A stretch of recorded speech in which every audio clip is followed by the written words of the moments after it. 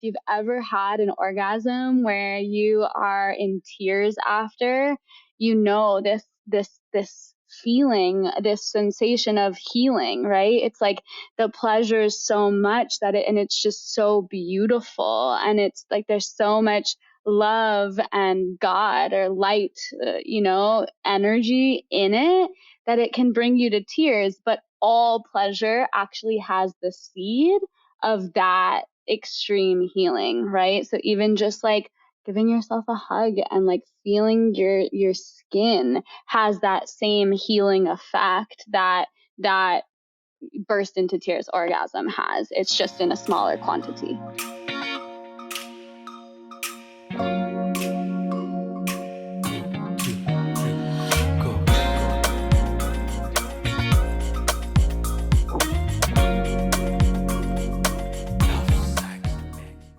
Hello, good morning, good afternoon, good evening, wherever you are tuning in from today. Welcome to Love, Sex and Magic with me, your host, Mel Wells. Today, I just have the most magical woman on the show for you today. She's a dear friend of mine. We go way back.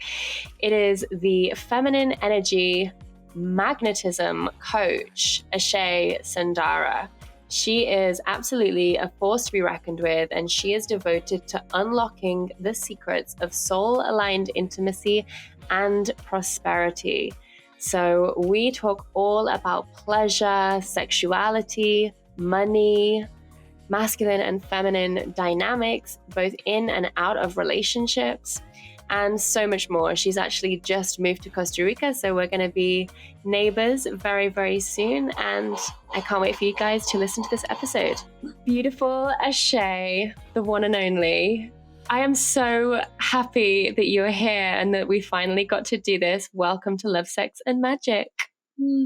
Thank you so much for having me and for riding the waves of my feminine. That was like, yes, let's do it, and then didn't, and then we landed it. We're here. So it was meant to be. It was just the way that it unfolded was perfect. And gosh, like when I was getting ready for this interview, I was like, wow, like we've known each other for so long and like through so many different versions of ourselves. And I remember when we first met up in person in LA so many years ago, and we went on a hike together, and I feel like both of us at that time were just such different human beings. You know, we were both doing like food and emotional eating and body image coaching.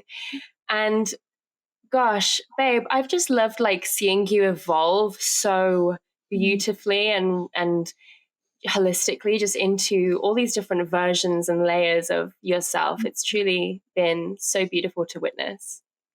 Well, thank you. And I feel the same about you. I feel like, we started in in that zone, and it's so incredible to me how the work that we do just invites more of us out onto the table, like more of our whole selves, more of our express selves, more of our sensual selves, more of our awakened selves. And we've like, there's so much magic, like love, sex, and magic. There's so much magic in the path because it really supports our own personal journey as we serve the world and as we like it's such a collective unfurling, and like it really shows that when you can see people from back when they were like just starting to really show up online and then to see how it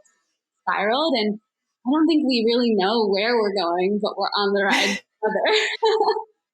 Yeah, and I think it's really good to just give people that permission of you don't have to just stick at one thing and have that thing be your thing for years and years and years. We're constantly evolving, and how I really see you is just this pure expression of divine feminine, but in such a powerful, embodied, and just unapologetic way.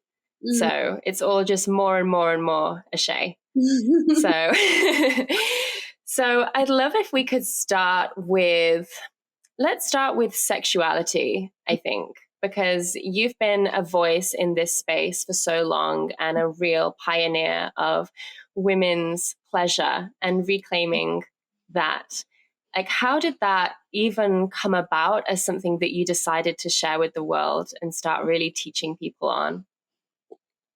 My online journey has always been such that I've always shared the things that I feel like I can't keep inside.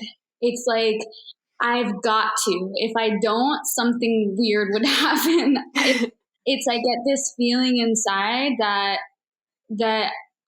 people need this work, need this support, need this permission. And even before I knew what an online business was or knew that I was going to have one, I was doing this. I was just making vegan recipes and kind of sharing them online and being like, great, people need these recipes. And I didn't really have a intellectual concept of where it would go or what it would turn into, or that I would eventually have a very successful business doing this work. But it just came from that place of I'm offering this to myself and I can't not share. Like, it's so important. And so it really comes from a deep place of I'm I'm moving through something, or I'm working through something, or I'm learning or embodying something that is so important because it's bringing radical shift in every part of my being.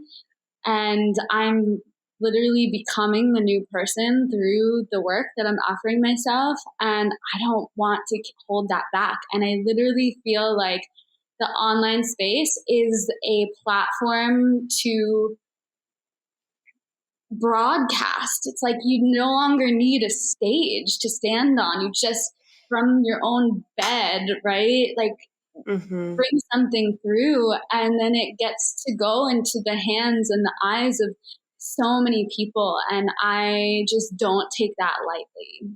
And Yeah. so, yeah, when I was in my sexual, is it called liberation? I don't know if I would call it that. It's more like my sexual embodiment, like coming into my own sexual embodiment. There was just this, I feel that especially sexuality, but really any aspect of the feminine or like a female bodied experience connects us to all other female bodied experience people. And so when I would have these really big breakthroughs with my womb or with my heart, with my body, with my pleasure, I felt connected to all women, especially all women that didn't have that experience. And I just couldn't imagine a world where that was possible or the case anymore. Yeah, absolutely. And I think going back to what we said right at the start about like how, we were both doing the kind of recipe, food, body stuff, it really like leads so naturally into sexuality, right? Because there's so much trauma around the body and around our sexuality and our womb space for women. And often it's all completely linked. And so it's just like the next expression of what you were going through as a woman is what it seems like.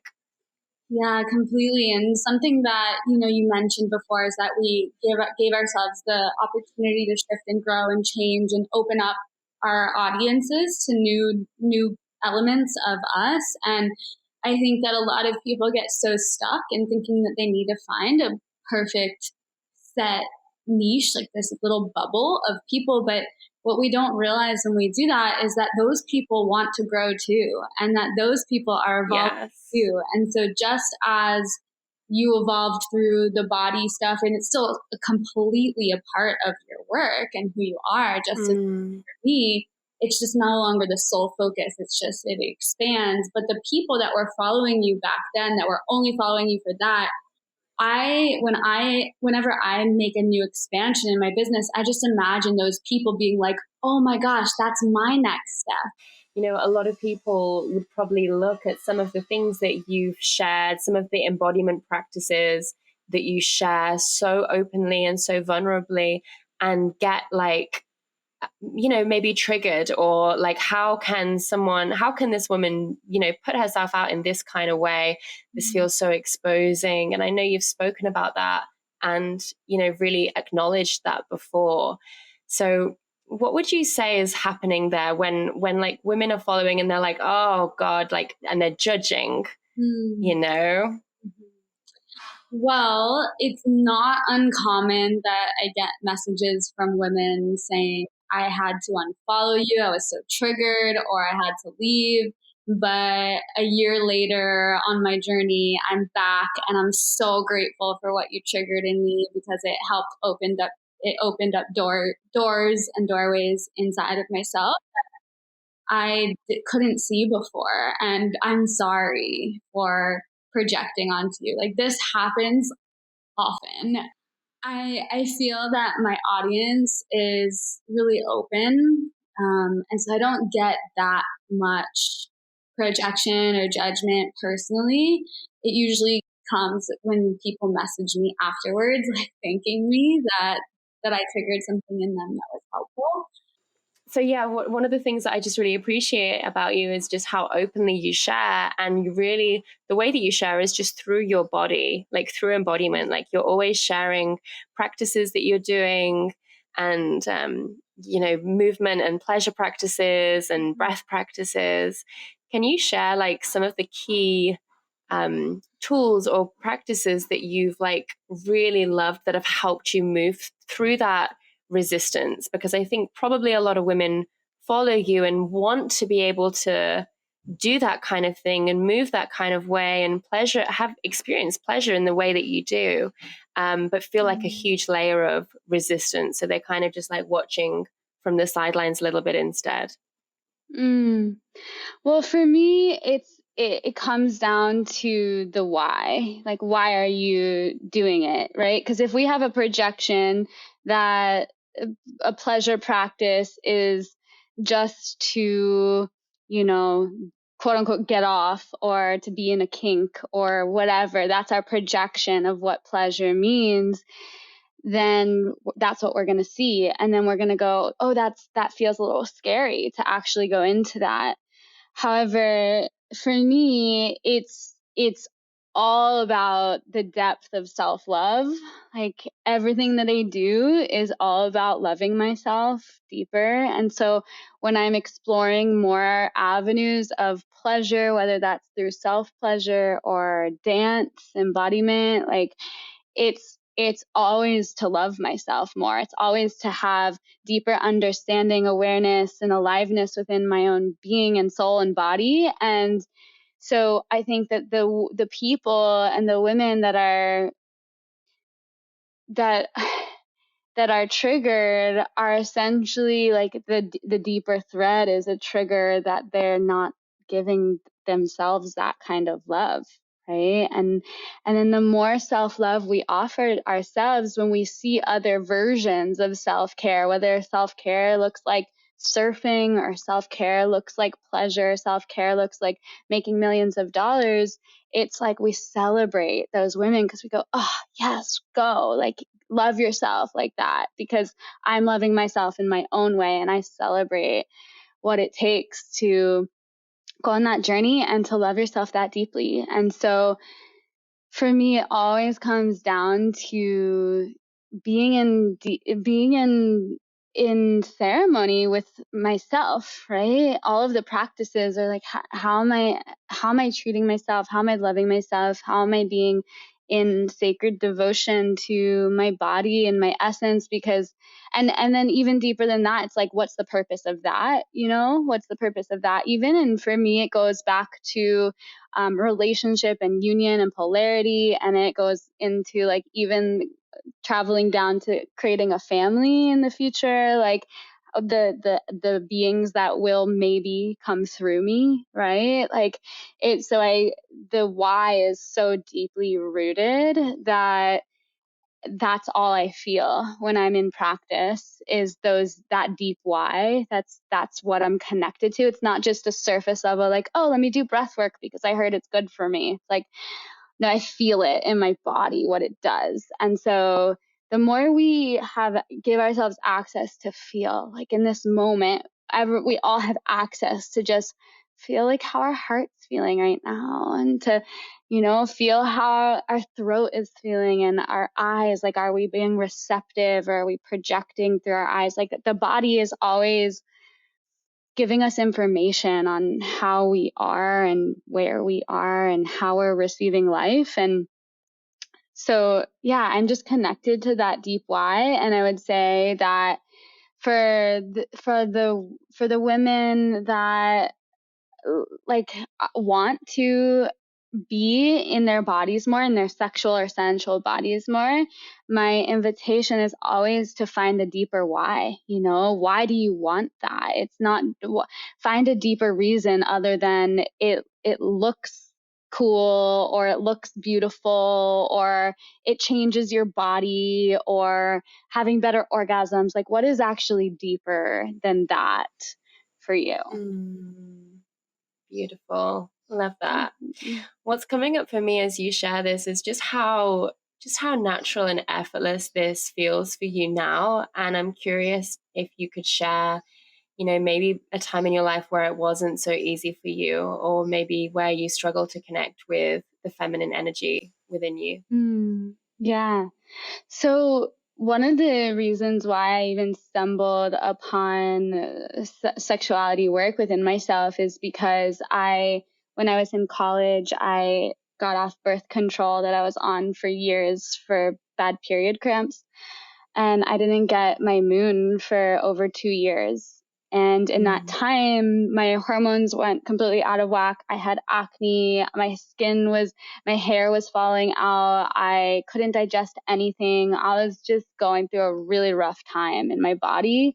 And I actually found orgasmic work and sexuality work to heal my hormones. I was so disconnected from my sexuality. I was like, but I had tried everything. I had tried every diet, every cleanse, every supplement. I really went like the whole holistic natural route, and I still wasn't seeing a shift. And I really wanted to feel a shift, not only in receiving my period back, but also just in how I felt as a woman. And I was so disconnected, so disconnected to my body from not receiving my moon. So yeah, in that time, I felt really disconnected to my sexuality. It felt so far away because my body was going through such an intense time with my hormones, and my skin was breaking out, and I felt really like I had 0% confidence when it came to men. Like, I was so afraid that I couldn't make out with a man, or else he would like move the makeup I was covering my pimples. And it was just such a sensitive time in my life. And it felt like all the routes that I was taking weren't helping. And so I found like jade egg work, to heal your hormones and to move sexual energy, and for that purpose. And I didn't even get into it from a place of, yes, like, let me connect to my pleasure. And, it was really coming from a place of, I want to heal my body. And so I think that what that brings me back to is, again, that why, right? Because it can be very surface level to be like, yes, I want to connect to my pleasure. But for me personally, and it'll be different for everyone, that journey of, I want to heal myself. Like, I want to love myself that deeply. I want to move all of my energy that much that it actually heals, awakens, uplifts me. And it did. And I started to see such a rapid difference in my thoughts, the thoughts that I was thinking about my body, about my health. It was so much easier for me to be like, yes, I'm getting better. Or yes, like, I love my skin. Once I was with my sexuality, when I was cut off from my sexuality, I had no access to really these types of thoughts. And so it really helped me open to a more quantum healing energy of like the full being healing process, which happens in our mind, in our body, in our sex, in our heart. Like it happens in every area, and that's real holistic healing. So, for anyone who's listening, that's just taking baby steps into the world of pleasure and maybe self pleasure or deeper sexual embodiment, my invitation to you is to see if you can feel how pleasure can heal you, how pleasure can really, it's like, I see it as, it's like it can patch up old wounds, right? Like the deep traumas, or even just like really, insecurities that we have. Pleasure actually has this like salve like energy that goes and it covers it up. And if you've ever had an orgasm where you are in tears after, this feeling, this sensation of healing, right? It's like the pleasure is so much and it's just so beautiful, and it's like there's so much love and God or light, energy in it, that it can bring you to tears. But all pleasure actually has the seed of that extreme healing, right? So even just like giving yourself a hug and like feeling your skin has that same healing effect that burst into tears orgasm has. It's just in a smaller quantity. Beautiful. I love that. And I so agree. And it's clear that you really allow pleasure to lead your life. And I think it's really important for people to hear that, it's not all about sexual pleasure. Like there's pleasure in every single moment. And for me, pleasure, a huge part of my pleasure journey has been in slowing down to feel that beauty and actually experience it. Because when we're just plowing through life super fast with all of our to-dos, we don't have any time or capacity for pleasure. So, even if just what you do today is like slow down and feel the pleasure of just that, I think is so healing for people. I think that the biggest connection and link to pleasure is our breath, and we don't breathe enough, but our breath is one key element in experiencing tantra, right? Experiencing the merging of ourself to divinity. And our breath is like, through the breath we have access to so much more. That's why in, for example, a yoga class, you might hear a teacher say, if you're not breathing, then you're not doing yoga, because you're doing the poses, but you're not actually moving that energy throughout your system and allowing your full body to receive the benefit. And so it's similar with pleasure, right? We can be in a pleasure practice and not be breathing, and we'll still feel pleasure, but the moment we let the life in through our breath and are not afraid of what it sounds like when we exhale or release that breath or moan or whatever is on the other side of that breath, like it absolutely enhances the pleasure and our connection to the depth of what we're talking about, which is inside of the pleasure. Yes, I love that you shared that. And another thing that I've really loved seeing you do is bring that pleasure to the conversation around money.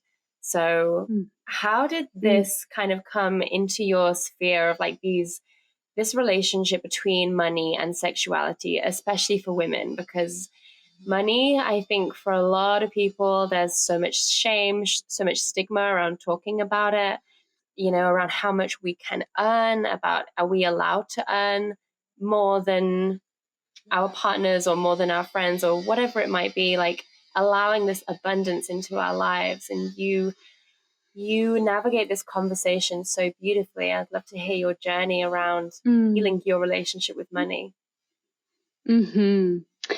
Well, what's so fascinating to me and what I heard in your share around, am I allowed to want this much? Am I allowed to? Is it okay? What I started to do actually was I just started noticing the similarities between the story around sex and the story around money. And so when I hear you say, am I allowed to want that much money? I also simultaneously, the same thread in my brain hears, am I allowed to want that much pleasure? Right. And so when we say, is it okay to make this much money? It's like, is it okay to want this much sex? If you take a sentence that you have with money, like money is hard to come by, and just replace it with the word sex. It's like good sex is hard to come by. You can see the similarities and how they're almost interchangeable based on where you're at with the other one. And so I started noticing how similar they really were. And I started noticing as well how when I opened my body for more pleasure, I started noticing the same similar experience. I started opening myself to have more money. And so the link between them both is what? Desire, right? Desire is at the core of pleasure, and it's at the core of money. And we have been taught that desire is shameful, and that desire is wrong, and that desire is something to hide, and that desire is something that you have to get over and this goes all the way back until like the puritanical, Bible belt experience that's overlaid into humanity. But so much of my work has been around completely shifting my view of desire. And I now see desire as like an angel. Like my desire is literally an angel coming to me being like, hi, I have this gift for you. And when I say yes, I want to listen, or I want to go on that journey of receiving that desire, whether it's a beautiful home in Costa Rica, or whether it's a partnership or really incredible sister or friends and beings to deepen with. Like when I say yes to that desire, life always opens up. Like life truly does open up and creates so much more magic and ease. And it's when we deny our desires and we deny them because we don't think that they want us, because we don't know if it's possible for us. We might look at other people who have a podcast or have a big social media following, and we might go, well, they have something special. And so we deny our desires, and when we deny any desire, it's like I see it as denying desire as a whole. And then when we say yes to our desire, like, oh, actually, I want to be touched a little softer. You're going a little too rough with me, right? That moment, just a small moment of listening to the body's inner desire, is a moment where we start to trust ourselves more. We start to listen to our intuition. We start to get on our body's side. And so there's so many reasons why listening to desire is so important. And why would listening to the desire for, a partnership, listening to the desire for love, listening to the desire for pleasure be any different than listening to the desire for money and for beauty and for luxury? I love that. I completely agree. And making money and growing your business, or, expanding your life in any way, gets to feel pleasurable, gets to feel Mm-hmm. beautiful and soft and flowing. And it doesn't have to feel like this big upward challenge and like climbing a huge mountain. Mm-hmm. Mm-hmm. Yeah, absolutely. It's, and the better we get at riding the waves of life, right? So when I think of an upward mountain, I think of what most people think orgasm and sex is supposed to feel like. They think it's just like I go up, up, up, up, up, up, up, up, up, and then that's it. But life is much more swirly than that, right? Mm-hmm. Life has peaks and it has valleys. And so when when when we learn how to ride the wave, right? The waves of pleasure, the waves of life, the waves of our own ebbs and flows, the waves of, if you're listening to this and you're in a female body, the waves of your moon cycle, right? There's so many different waves. And when we learn to actually ride them, then we're really harmonizing with life. But when we think that it's just this one uphill sort of battle or thing that we just go towards, like go toward Mm-hmm. orgasm, go towards millions of dollars, go toward, the relationship, we're not actually um, we're not actually harmonizing with the way life works. And there's so many ebbs and flows. And the more we can see those ebbs and go like this is just as, it might be more challenging. It might be more, there might be grief here. There might be anger here. There might be confusion here, but it doesn't make it wrong. And it's actually part of the up, like if I didn't have an ebb, I wouldn't have a peak, right? Like Mm. or a flow, right? And so it's seeing those parts of our experience of life where there's confusion. What am I going to do next? Where am I going to live next? Is it going to be, am I ever going to have pleasure again? Am I just, like there's so many times in life where this comes up, and the moment that we just say to ourselves that this is just an ebb and it's going to move into the uphill part very soon, then we can relax and release the resistance around that part of life. And Mm. yeah. Mm. Beautiful. Well, yeah, you definitely embody this powerful feminine energy while still, whilst also, I should say, making a huge amount of success and money. And I feel like Mm. you're really making it okay for a lot of women to do that, to get to be both. So, one of the Mm-hmm. questions that I wanted to ask you was, in your relationships, in your partnerships, how do you maintain this polarity of being in your feminine energy whilst, if you are the one that is earning significantly more money and paying for significantly more in the relationship? Mm-hmm. Beautiful question.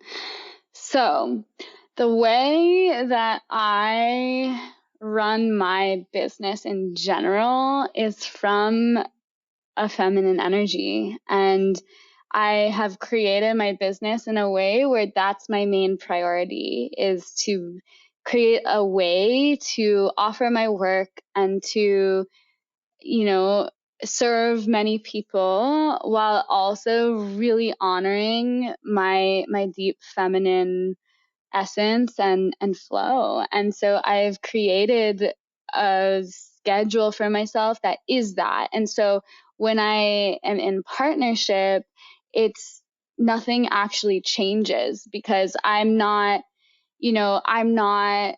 again, my deepest why for all of the things is for that, right? It is for union, it is for partnership. It's one of my deep whys. And so when I, like, in the times when I'm not in partnership, it's it's like I'm preparing for that. So I wouldn't make my business or show up in a way that was more masculine or more, grinding the day away or anything like that, because that wouldn't be actually in alignment and in integrity with my business and my way and what I value and stand behind. And so for me, I like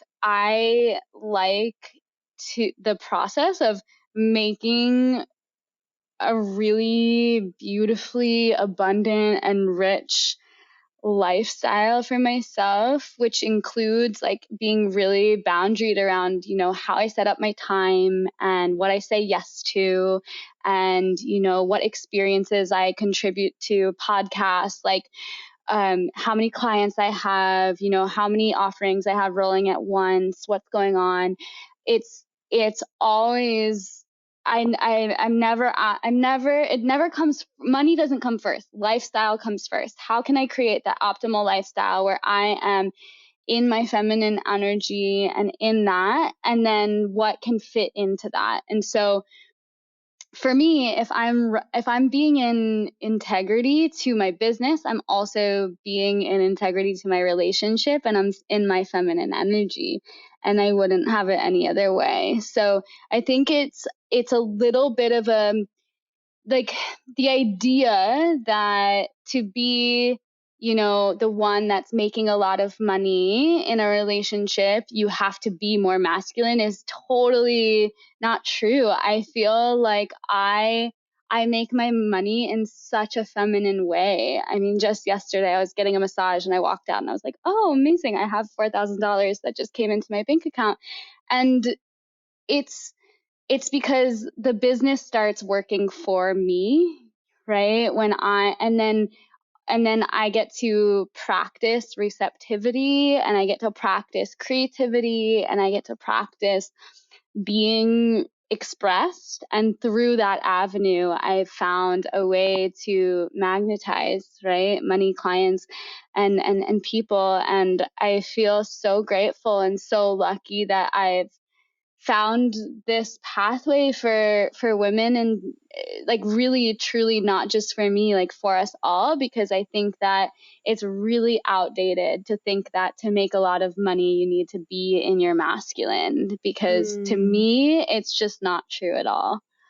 Yeah. Oh, you put that so beautifully. It really is like we're experiencing such a big shift in that old paradigm and that old belief that like the masculine partner needs to be the provider. That's like a kind of old, like there's so much around that people believe this is how it's always been. Totally. And you know, the provider, it's an energy, right? So to me, it doesn't have to be through money, right? It's just an energy of, I want to feel that my man can lead, can guide us, can direct us, and wants to, and has like the courage to do that, even when or, you know, any woman who's listening, even when you are making a lot of money, someone who's not afraid to go like, babe, we're doing this today, right? And to lead and to guide the relationship still, and to provide the direction for the love to flow, to provide container for the love to flow. And in the past, money was that container, money was that direction. But when money doesn't need to be, because both partners are sovereign in their money, in whatever way that lands, because it'll be different in every single partnership, right? But when money isn't the thing that is creating it, well, then there needs to be other pieces, right? So it actually does require more practice in the masculine energy for a man to meet a woman who is making a lot of money, to consciously bring provider energy that's not coming from money. Ooh, yes, I love that you shared that hit. Really love that. Okay, so for all the people listening that are, you know, we've probably got a lot of women listening that are building their businesses, coaches that follow both of us. What advice would you have for them to help them, you know, really step into divine, authentic expression online and start to really channel their offerings into their next program? I would say, like, pay really close attention to life all around you and to what's moving within you. And I think that it's really easy for people to think that their programs need to come from, certificates that they've received in the past, or a way that they've been taught from someone else, or a spin-off of that. But I've actually created all of my offerings online and my courses from the place of going through something major in my life and coming out on the other side with so much embodied wisdom and desire to spread that and to share that. For example, um, my course, Orgasmic Abundance, the reason why I created it is because I was having this experience when I would launch my courses where I would feel like I wasn't getting quite the results that I wanted. I was having this experience of, like 30, 40 people coming, but I wanted like hundreds of people inside of my programs. And I just like really wanted that experience. And so something happened. I don't remember what, but essentially I remember giving into this story that it just wasn't possible for me, and just this sad, story of fear and rejecting my potential. And something shifted in me where I was like, no, you know what? I'm going to give my all to what I know about manifestation. And so Orgasmic Abundance is a manifestation course. And I was like, I am going to give my all for like 2 months. I'm going to go all in. I'm going to do this, and I'm going to do this, and I'm going to do this practice, this journaling thing. I'm just going to go give it my absolute all. And I'm going to launch my next program in this energy. And if it works, hallelujah. And maybe I'll even get to teach it. Right. And so and then I launched Sex Goddess, one of my courses, and I had over 100 people for the first time in one of my courses.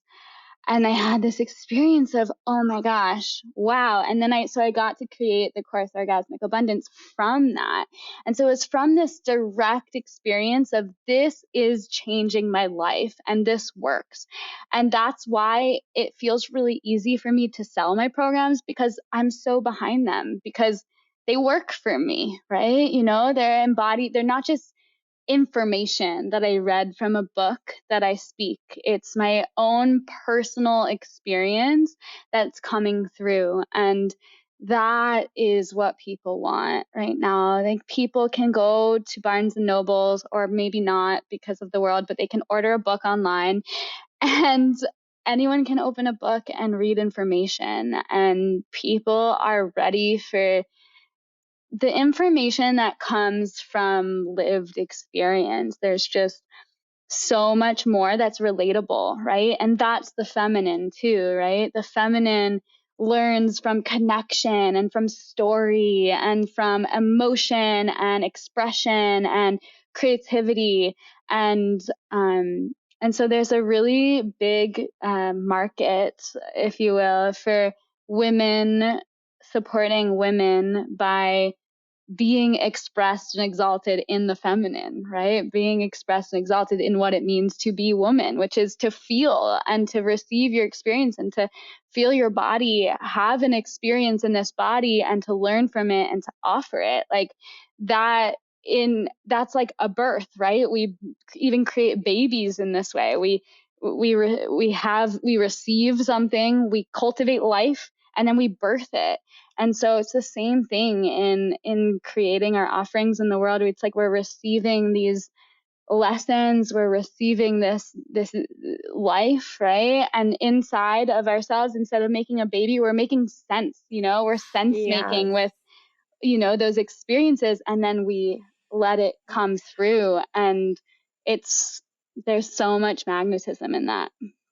It's pure alchemy.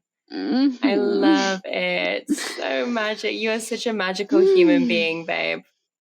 I adore you, and I'm so excited that you have officially moved to Costa Rica, neighbor.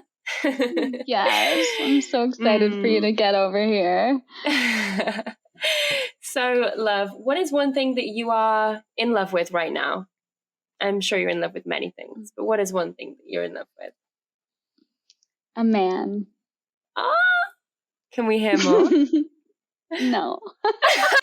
Not yet. Not yet. Wait, I already know though, don't I? You've already spoke to me about him. I'm not going to say anything. A little bit. Okay, we'll leave that one there. Okay, next question is, what is something that turns you on?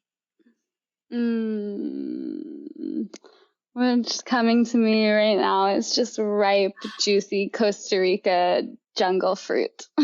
Oh, yum. Yummy fruit. Yeah. Delicious. It suits you here for sure. Mm-hmm. And when was the last time you experienced magic?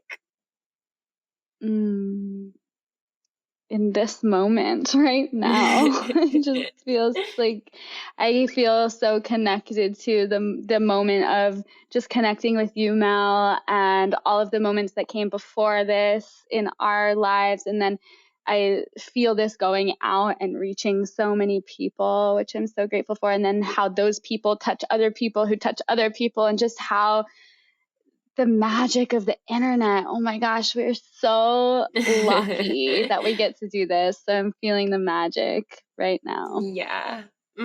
Beautiful. Well, love, where can everyone come find you, work with you, hang out with you, get more of your juicy magic? Come hang out on Instagram at Ashae Sundara. And if you want to check out my bundles and courses that are available right now, just go to ashaesundara.com and you can just click on bundles and courses and find places to play. But Instagram is definitely my main way of connecting to my audience. And I would love to meet you, have you in my space, and yeah. Beautiful. Well, thank you so much, love. It's been an absolute pleasure. And I mean that in every sense of the word. Woo! Thank you so much. Such an honor to be here with you. So, beloveds, I hope you loved that episode. We actually just recorded so much more magic and juiciness with Ashae inside my membership, the Goddess Collective, where some of our members had submitted their own personal questions to her. If you don't already know, we do this with all of our guests. So if you want even more love, sex, and magic in your life, come and join us inside the Goddess Collective membership. And until next time, I will love you and leave you for now. And I hope you absolutely have a great day. And I hope you have a beautiful rest of your day.